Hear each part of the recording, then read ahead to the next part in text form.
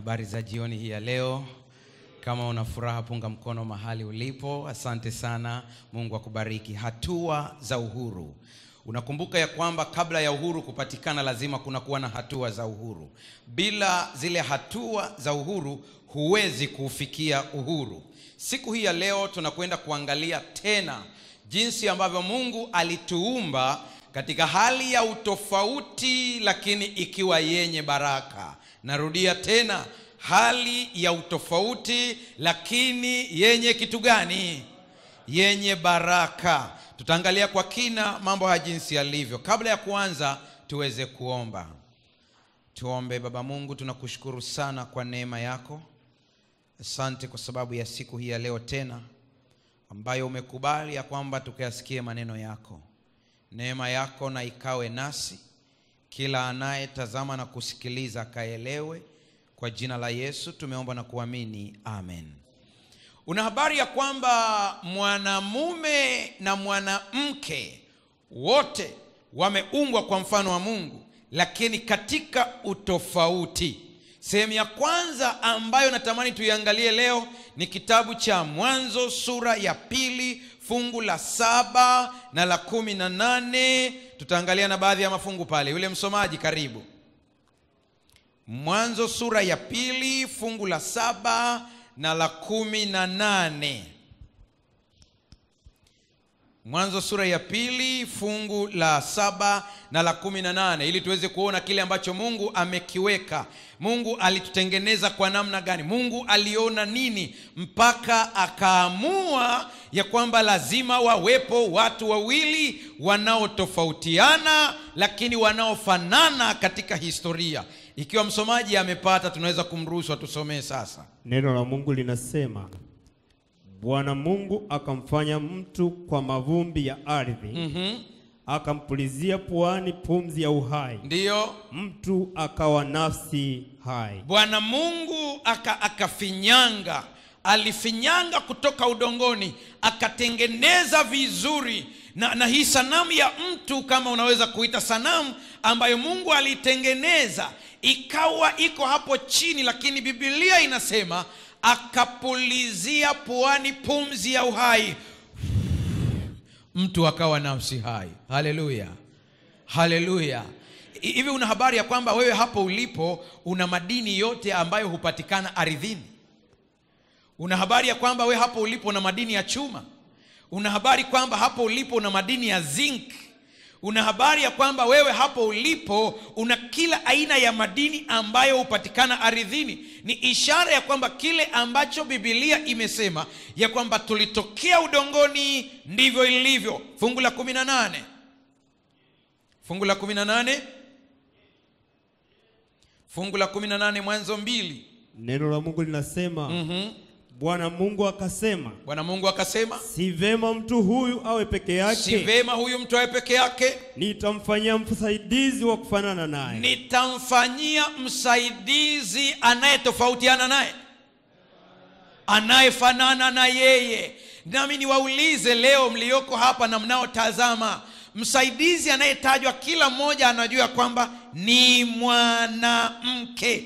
Je, mwanamke anafanana na mwanamume ukiwatazama? Jibu la haraka ni hapana, wana tofauti. Anaposema wa kufanana naye anamaanisha nini? Anamaanisha ambaye wanapelekana. Akisema wanaopelekana anamaanisha nini? Naomba uangalie vizuri uliweko hapa, na yule ambaye anatazama kupitia runinga yake angalia.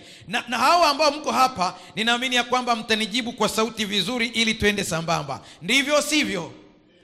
Nimeshikilia kitu gani hapa? Hii ni nini? Microphone. Je, hiki cha juu cha blue ni kitu gani? Sofa. Ni kitu gani hiki? Sponge. Je, nikaamua kuitoa hii sponge, nikaweka pembeni, nikaamua kuchukua hii ngoma ndio niiweke hapa, je, ngoma itatoshea hapa?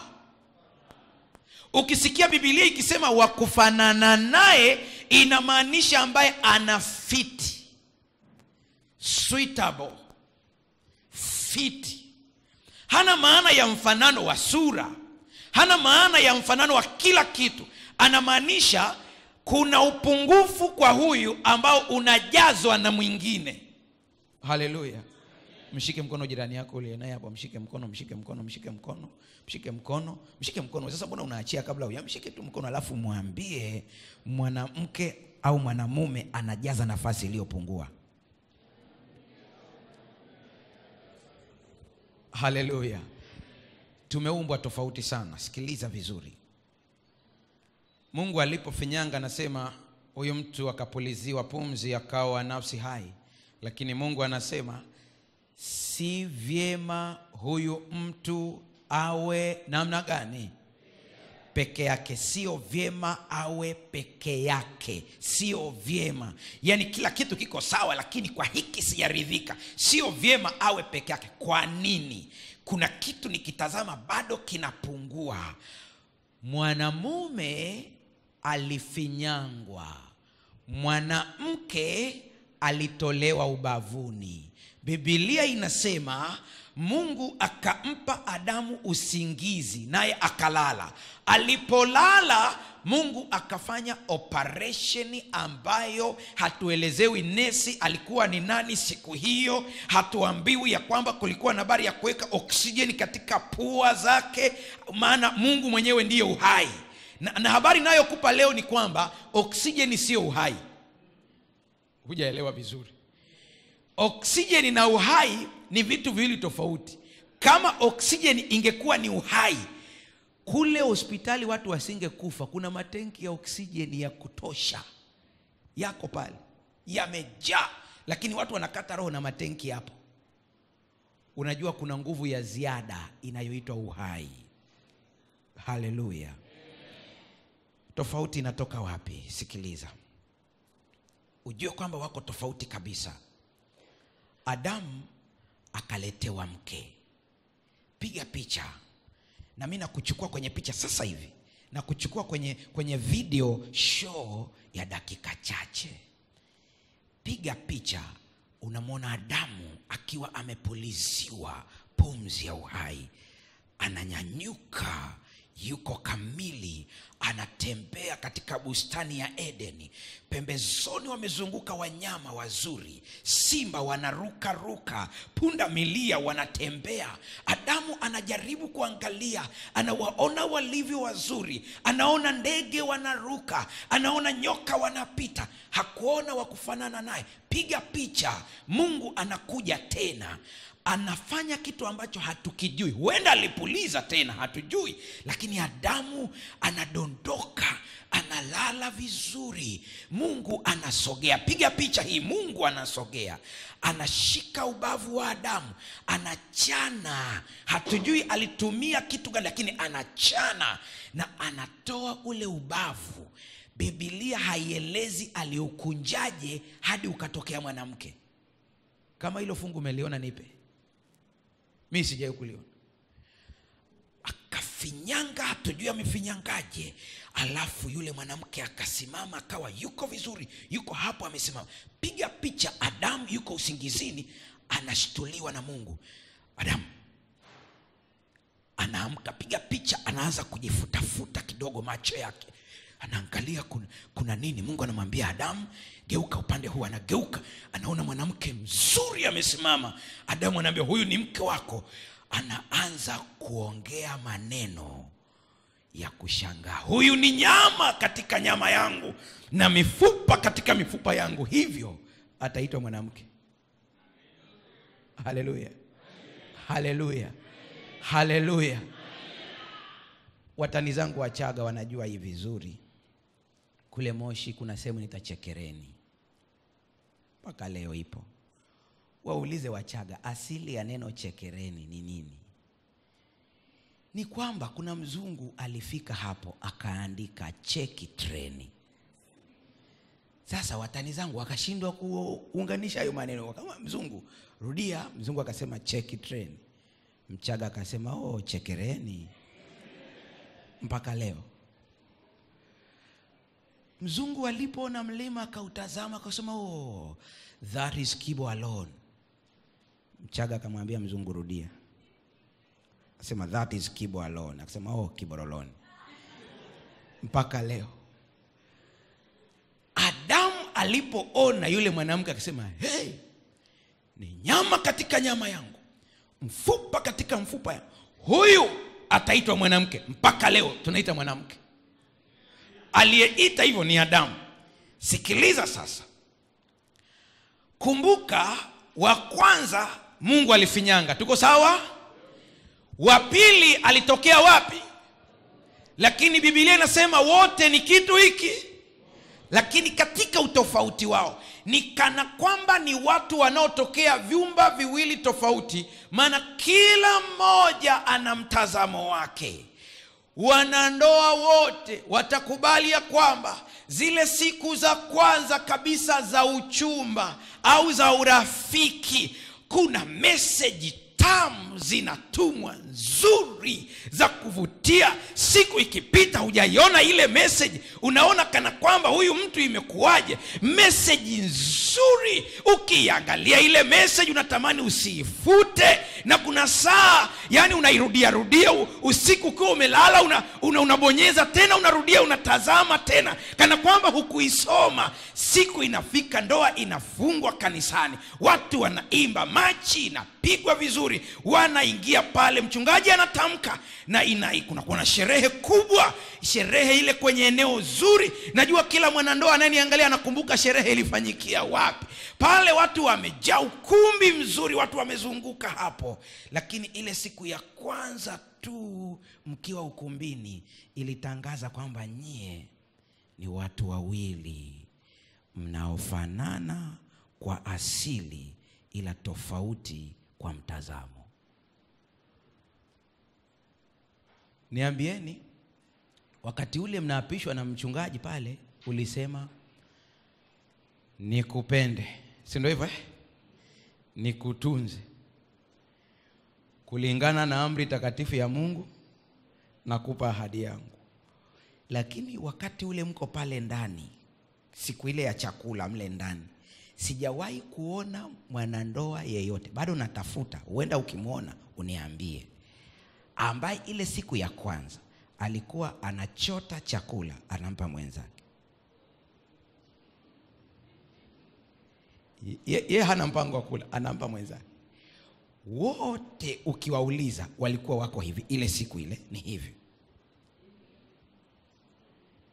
Mnaelewa vizuri Alafu kijiko kinawekwa pembeni, kuna kitu cha kushika kwa mkono.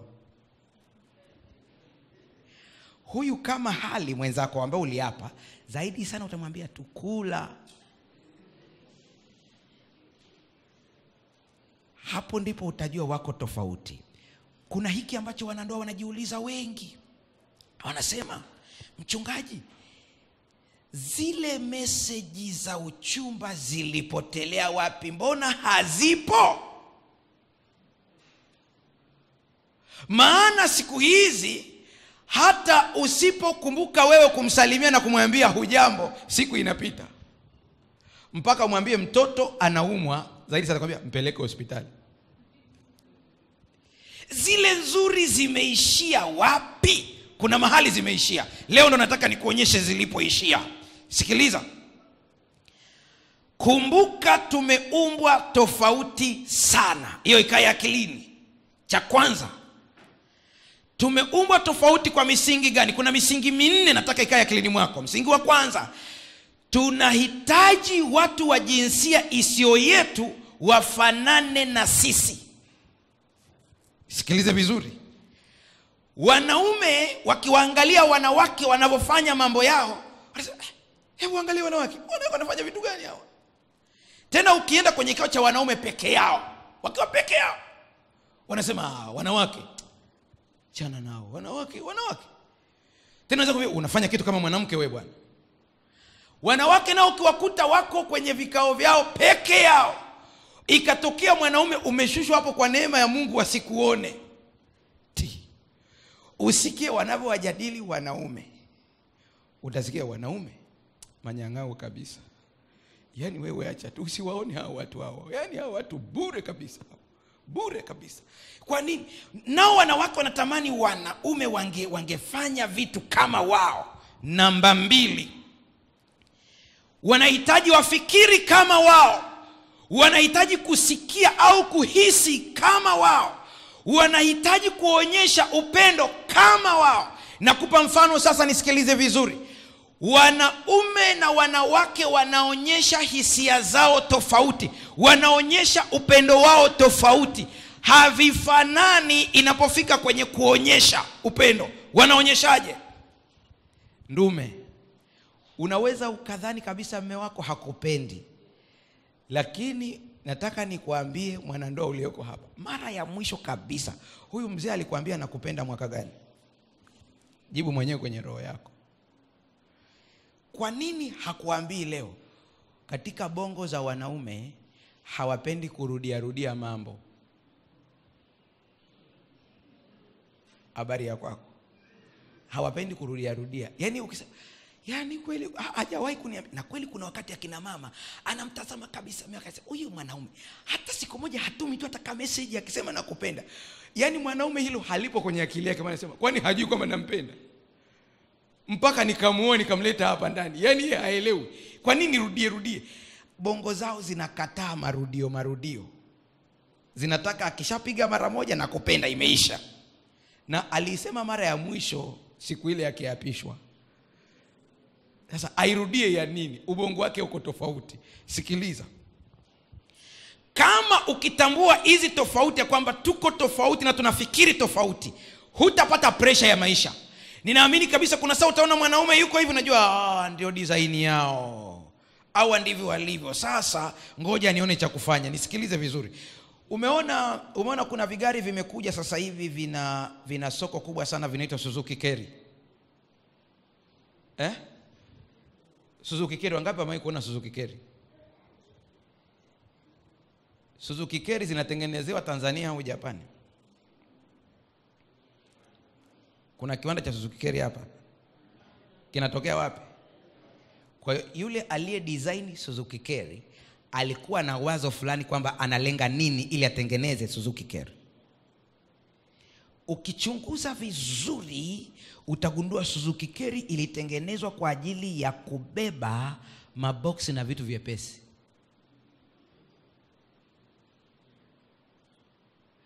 Mbongo alivyoona hiyo, kwanza mafuta kinabana, unakuta kimeshona viazi, kinatoka Buguruni, na kimeshona viazi, alafu kuna watu wengine wako kule juu yake. Alafu huyu aliyefanya hiki kitendo kesho kutwa analalamika hizi spare hazidumu. Hii gari haikutengenezwa kubeba viroba vya viazi. Haya, kama nitakukwaza utanisamehe, Pastor Singo akija atakukwazua ili uweze kuelewa vizuri. Mnafahamu gari zinaitwa Noah?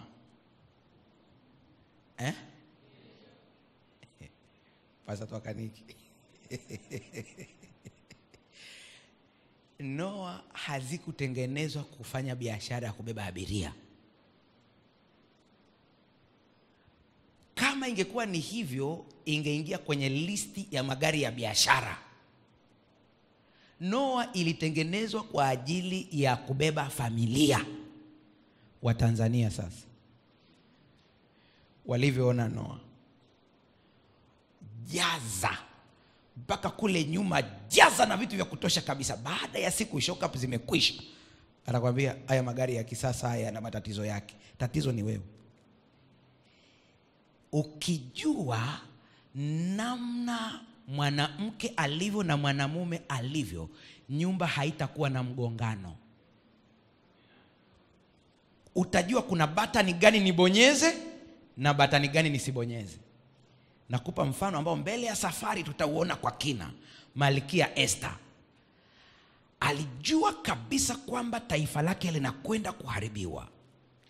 Alichofanya ni hiki: akatengeneza sherehe nzuri kabisa, akamuita mfalme, akambia njoo. Mfalme akaja, sherehe ilikuwa ni nzuri. Kile kisa kinaonyesha Esther hakueleza haja yake siku ya kwanza. Walikuwa wanafundishwa, Wayahudi wanajua tofauti za wanaume na wanawake. Alipokuja tu mzee amekaa pale akasoma ramani, Akajua leo hii ni Suzuki Carry, ukibebesha viazi itafia njiani. Akatulia. Akasubiri siku nyingine tena, mzee amekuja wakati mudi iko safi kabisa, yuko sawa kabisa. Mzee amekaa pale ametulia. Mama akajua leo ndio siku yenyewe. Wakati mzee ametulia amechangamka, mama akasema, sasa nina jambo nataka nikuambie baba. Akasema, mzee anaanza kuchanganyikiwa mwenyewe tu, anasema, hata nusu ya ufalme wangu mimi nitakupa. Anasema, mgogoro wangu sio ufalme, ni kwa ajili ya watu wangu ambao nakaribia kuuawa.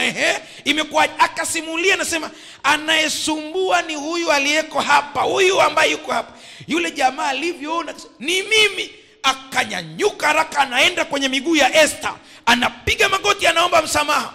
Mfalme anasema, angalia sivyo na nidhamu, anamshika mke wangu hata mbele ya macho yangu.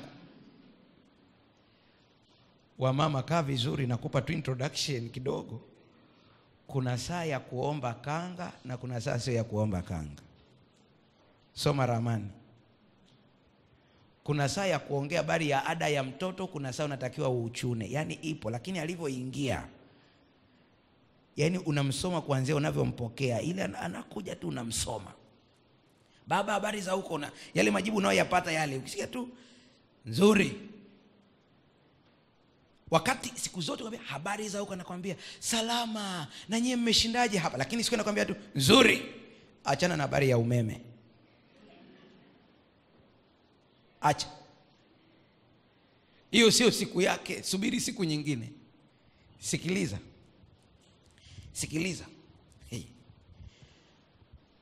Pakitokea hii hali ya kutokuelewana kati ya pande mbili, hizi mbili, upendo unaanza kupungua.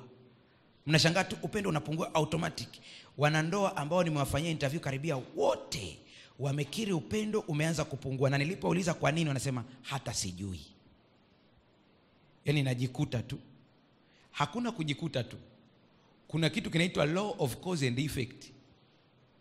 Yaani kila kilichotokea kina sababu yake. Hakuna kujikuta tu, kuna kitu kimetokea. Na tatizo ni kwamba kuna vitu vidogo vidogo, yani sio vikubwa, vidogo vidogo tu. Tena nikwambie, kama ukikaa chini ukawa kansela wa ndoa, ukaambiwa migogoro ya ndoa ni vitu gani, vinachekesha. Vitu vidogo kabisa, vitumbua,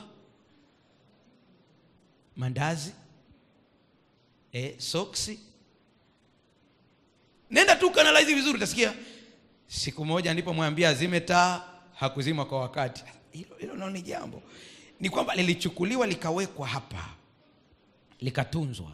Kwa hiyo inaendelea kupanda, inapanda. Hasa siku ilipotokea, alipokula wali akang'ata jiwe, inajumlishwa katika kilundo cha vitu vilivyojaa, ndipo unasikia mzee anakuwa mkali kabisa. Hamchambui mchele humu ndani, kwani hata taa hazipo. Sasa kule mama anawaza, kuna ni mchele tu au kuna kingine? Sasa na yeye anaanza kujiuliza, mbona amewaka sana? Hebu baba fulani, yani ni habari tu ya jiwe. Yani umechukulia kitu kidogo, mimi nijingate alafu kitu kidogo, mpaka damu imetoka kitu kidogo. Baba, basi samahani, yaishe. Kwa hiyo unanidharau. Utasikia mama anasema, basi ngoja ninyamaze. Kiburi. Kwa nini unyamaze? Unamkuta mama amekaa, akili inazunguka namna hii. Nimefanya nini? Kuna kafurushi kamejaa kako hapo. Sikia jinsi ilivyo sasa, ili ujue mambo yanavyokwenda. Wanaume wote duniani wanafanana. Nimesemaje? Wote. Sikiliza kisa hiki. Mwanaume anaitwa Tom, mwanamke anaitwa Jane. Wanaendesha gari, wanaenda kwenye sherehe.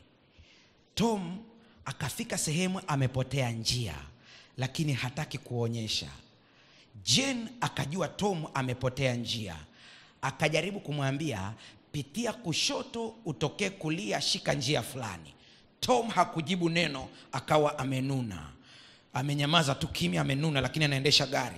Akahangaika Tom mpaka akatokezea kule kwenye sherehe. Wamefika kwenye sherehe, wamekaa, hakuna anayeongea na mwenzake. Jenny anajiuliza kosa langu ni nini? Tom haongei chochote, yuko tu ametulia. Jenny anahangaika, hivi nimekosea nini? Na anajaribu kumwambia mwenzake, au ni kwa sababu huwa siku zote wa upande mwingine anatamani kuchokoza wajue sababu. Kwa hiyo anataka ajue kitu lakini kuuliza anashindwa. Kwa anaanza tu kumwambia mwenzake, nikuwekee maji kwenye glasi. Anamwambia, ninaiona. Huku Jenny anahangaika, lakini kuna nini kimetokea? Haelewi kinachoendelea. Wanarudi nyumbani, bado Tom amenuna, amenyamaza kimya. Ndipo Jenny anakuja kugundua kuna emotions, misukumo ya kiume ambayo wanaume wote wanayo. Ni misukumo gani?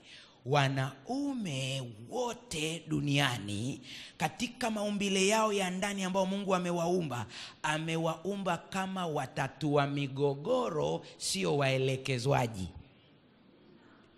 Kama umenielewa nipungie mkono. Utaelewa mbele ya safari. Kero yote iliyotokea ni kitendo cha Jenny kumwambia Tom, ingia kushoto, nenda kulia, tokezea upande fulani. Message inayoenda kwa Tom ni hii: anakutawala, amekuona hujui njia. Dar es Salaam wewe umejua tangu zamani, sasa anajidai yeye ni mjuaji. Huyu ameanza kuwa na kiburi. Huyu hakuwa na mpango huo, yeye alikuwa na nia njema. Najua kina mama wako hapo wanasema, yaani mchungaji ni hivyo kabisa ilitokea. Ndivyo inavyokuwa. Sasa sikiliza. Hawa wanaume kwenye bongo zao ungewapasua ungeona kama ni maandishi ya kibinadamu tunaweza kutafsiri. Ungeona kibinadamu, narudia tena kibinadamu, ungekuta maneno fix it. Yaani ameumbwa kufix. Ndio maana siku zote ukimpigia simu, baba fulani mtoto anaumwa, hawezi cha kwanza kukuambia mama fulani pole kwa changamoto ya kuuguza mtoto. Mwanaume hasemi hicho kitu. Yaani ukisha anaumwa anakuambia peleka hospitali. Fix it. Yanataka tu kufix. Sasa usimuone kama huyu mwanaume ni katili. Ndio maumbile yake, nyaya zake ndio zimetengenezwa hivyo. Sikiliza.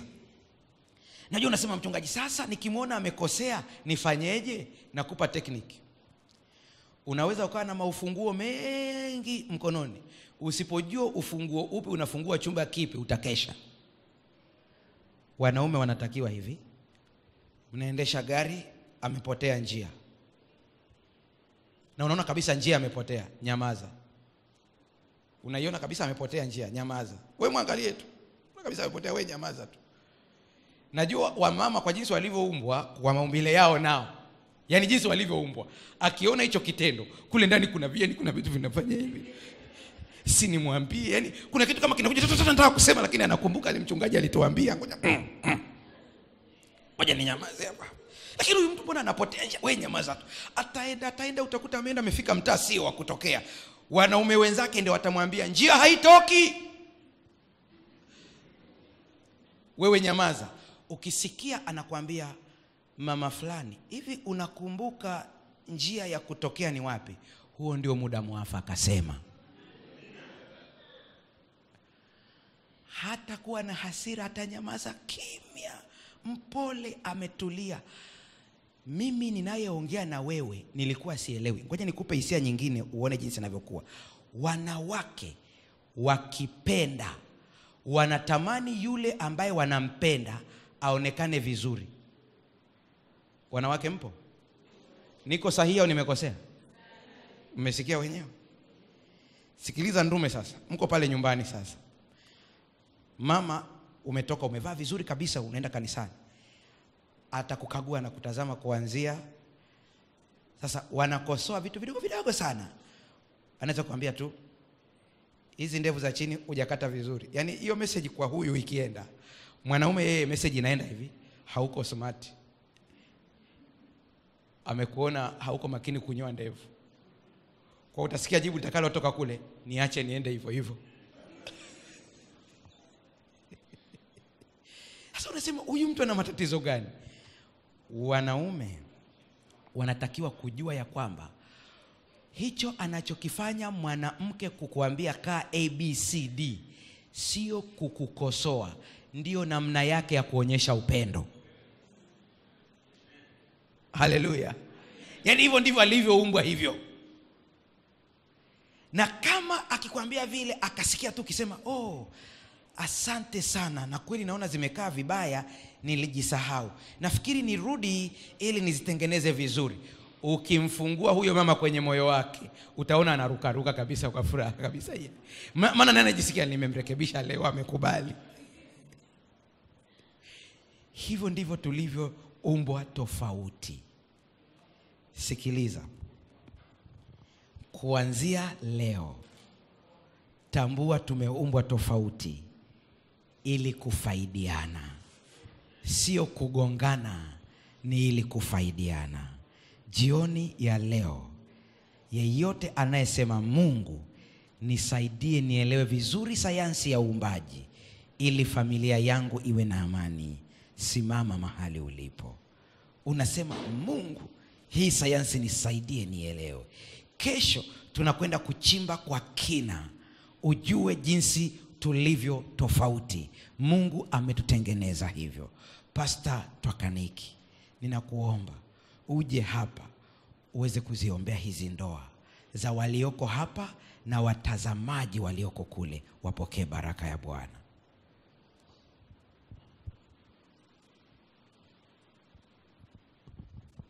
Tuombe.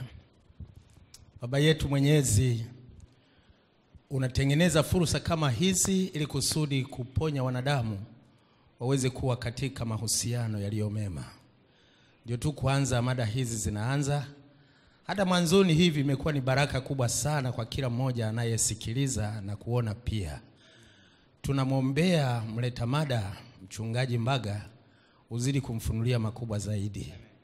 Lakini haya ambayo tumeyapokea sasa, basi kwa kipande hiki cha fundisho hili, kila mmoja aliyesikia umpe kutafakari vema na kuyapanga vizuri, kuyatumia katika maisha yake, ili kusudi yatuletee mahusiano yaliyo mema katika maisha yetu ndani ya familia. Mahusiano ya mume na mke yakapate kuenda vizuri sawasawa na ulivyowapangilia, kwa sababu saa ndio hii ambayo unaenda kuponya watu, kuandaa kwa ajili ya uzima wa milele. Basi utukuzwe kwa ajili ya hili tulilojifunza, iwe baraka katika Kristo Yesu. Amen.